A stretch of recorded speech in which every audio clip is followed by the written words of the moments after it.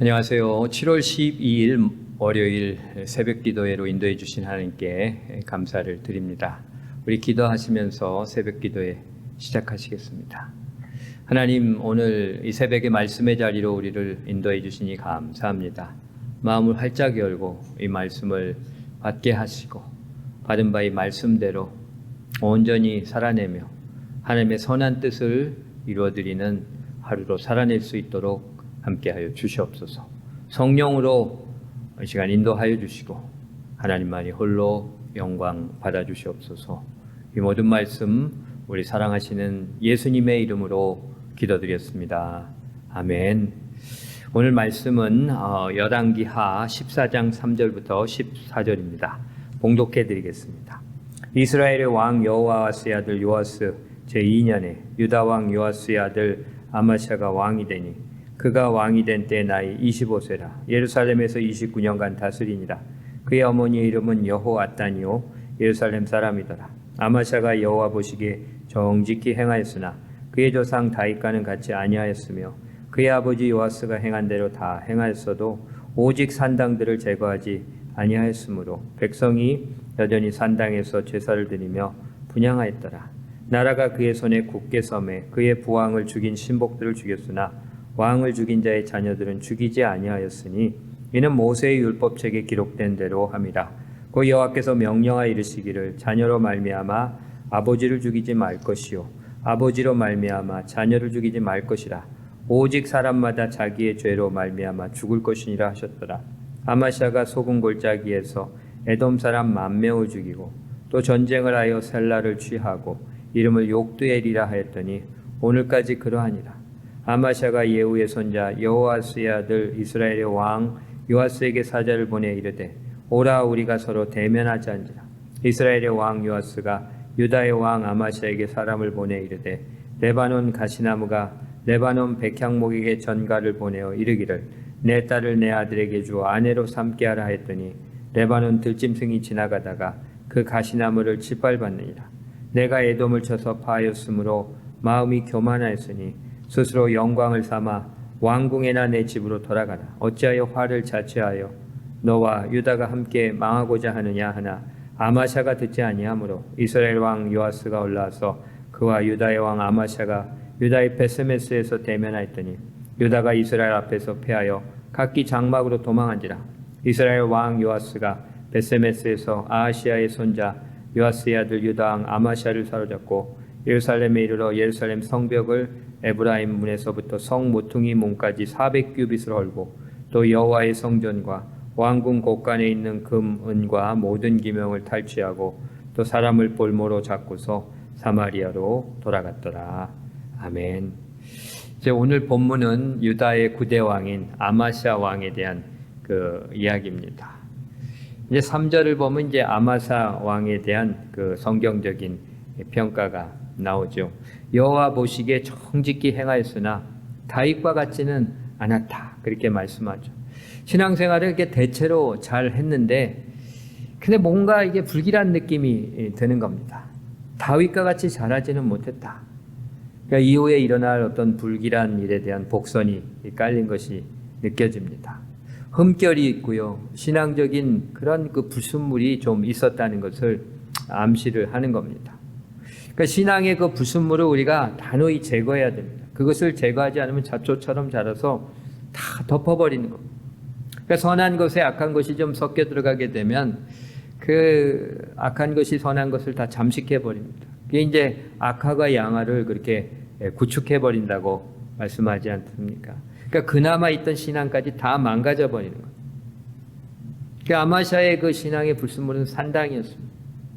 산당을 제거치 않았다고 하네요. 산당을 제거치 않아서 백성들이 그 산당에서 분향을 했다. 그렇게 말씀을 하고 있습니다. 산당이라고 하는 것은 이제 하이 플레이스, 높은 곳이라고 하는 의미인데요. 그 높은 곳에 여호와를 섬기는 곳으로 만들어졌지만 이후에 이제 변질이 되어서 우상 숭배 장소로 쓰였던 것이 그 산당이죠. 하나님께서 많은 선지자들을 통해서 산당을 제거하라는 그 말씀을 하셨는데 이 아마샤를 비롯한 많은 왕들이 그 산당을 제거하지 않았습니다. 그 우상 숭배가 남아있게 되고 그것이 이제 이스라엘 신앙에 악영향을 끼치는 요소가 작용을 하게 되죠. 그러니까 하나님을 잘 믿었지만 하나님이 그렇게 하라고 하시는데 또 하지 말라고 하시는데 그것을 듣지 않고 불순종하는 그런 것이 있었다고 하는 것을 얘기하는 거죠. 그게 신앙의 불순물이고 흠결입니다. 다윗과 같이 그렇게 온전히 신앙생활을 하지 않았다고 말씀을 하는데 그 안에 신앙의 흠결이 있었다고 하는 것을 암시를 하는 거죠. 그것이 마귀에게 틈을 주는 겁니다. 마귀가 그 틈을 타고 들어와서 그 심령을 병들게 하고 더 큰 악을 행하게 만드는데 더 큰 불순종으로 빠져들게 그렇게 만드는 거죠. 우리에게도 그런 신앙적인 불순물이 있을 수 있습니다. 하나님을 잘 믿는다고 하는데 대체적으로 잘 믿는다고 하는데 근데 뭔가 부족하고 흠결이 있고 그렇게 불순물적인 요소가 있다. 하나님께 불순종하는 부분이 있다고 하면 그것이 마귀에게 틈을 주는 것이고 그것을 통해서 우리의 신앙이 더 병들게 되는 원인이 되는 거죠. 남을 미워하는 것이나 또 욕심 부리는 것이나 또 너무 걱정 근심 많이 하는 이런 모습들이 바로 우리의 산당이 될 수 있고요. 이것을 통해서 마귀가 들어와서 우리를 흔들고 더 큰 불순종과 죄악으로 빠져들게 할 수 있습니다. 그래서 우리가 이러한 신앙의 불순물, 산당을 제거를 해야 되겠죠. 그러나 아마사에게도 또 잘한 일이 있습니다. 그가 옳게 행한 일에 대해서 언급을 하죠. 부왕인 요아스를 죽인 신복들은 그가 이제 왕이 돼서 죽였지만 율법에 기록한 대로 그의 자녀들은 그렇게 죽이지 않았다. 그렇게 말씀을 하죠. 모세의 율법책에 기록한 대로 여호와께서 명령하시기를 자녀로 말미암아 아버지를 죽이지 말 것이요 아버지로 말미암아 자녀를 죽이지 말 것이라 한 그 말씀에 순종을 합니다. 이게 어떤 사람이 감정이 있잖아요. 내 아버지를 죽이는 이 악한 원수들 참 너희들 자녀들 가족들까지 다 내가 거기에 대해서 보복하리라 이런 감정이 일어날 수가 있는데 그런 걸 이제 절제하고 하나님 말씀을 따랐기에 하나님께서 기뻐하시고 은혜를 베푸셔서 에돔의 큰 승리를 그렇게 거두게 하시죠. 그러나 승리를 한 후에 이제 마음이 교만해져서 이스라엘을 선전포고로 합니다. 그러니까 승리하고 형통할 때는 그것을 이제 하나님께 감사드리고 겸손하게 자리를 낮추고 하나님께 영광을 돌리는 일을 해야 되는데 오히려 기고만장해서 더 큰 승리를 얻고자 전쟁을 일으킵니다. 요아스에게 사람을 보내서 서로 대면하자 그렇게 얘기하죠. 어려운 가운데 고난을 견디는 자는 많이 있는데 형통을 견디는 자가 많지 않다 그렇게 얘기하죠. 잘 될 때 사람이 더 위험한 겁니다. 이스라엘 왕이 사람을 보내서 참 조소를 합니다. 레바논의 가시나무가 레바논의 백향목에게 그 자녀들 혼인을 하자고 하니까 레바논의 들짐승이 그냥 그거를 가시나무를 짓밟았다고 그렇게 얘기를 하잖아요. 그러니까 이제 하룻강아지 범무서운 줄 모른다. 수준을 알아라. 그렇게 하면서 이제 조소를 했다고 하는데 에돔 쳐서 이기고 교만해졌는데 화자초하지 말라고 이스라엘 왕이 그렇게 경고를 하죠. 그러나 이야기를 듣지 않고 싸움을 하게 되고 결국은 이제 패하고 사로잡히고 예루살렘 성부역이 허물어지고 물품들은 탈취를 당하고 사람들은 볼모로 잡혀가는 그 큰 패배와 수치와 그 고통을 그렇게 당하게 되는 거죠. 결국 하나님의 말씀에 불순종하면서 신앙의 흠결이 있었던 게 그게 마귀에게 틈을 주는 것이 되고 그 심령이 더욱더 병들고 더 그냥 그렇게 기고만장해져 가지고 나중에 이렇게 더 큰 패배와 수치를 당하는 그런 일을 겪게 되는 겁니다.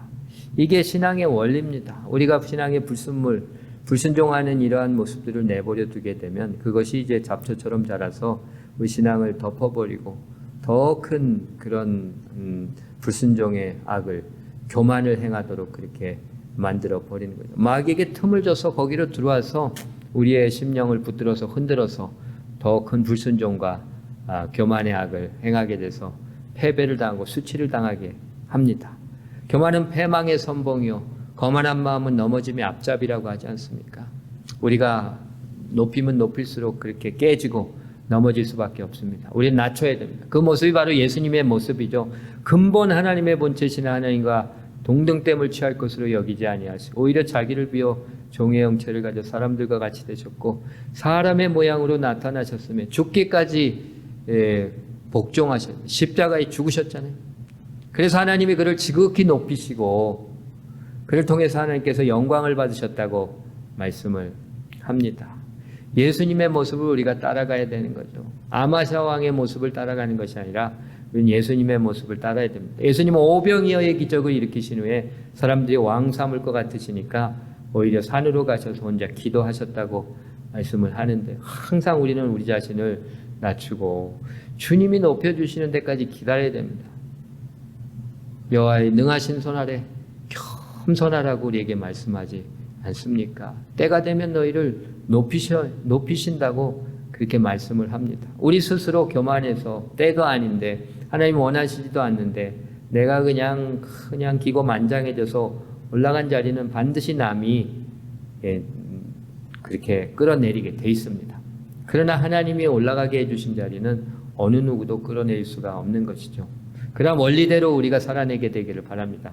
항상 어디서나 주님의 말씀에 순종하며 겸손히 살아내는 가운데 우리가 살고 번성하고 은혜를 많이 누리게 되고, 그러한 모습으로 예수를 증거하며 하나님을 기쁘시게 해드리는 인생들이 되기를 주님의 이름으로 축원합니다.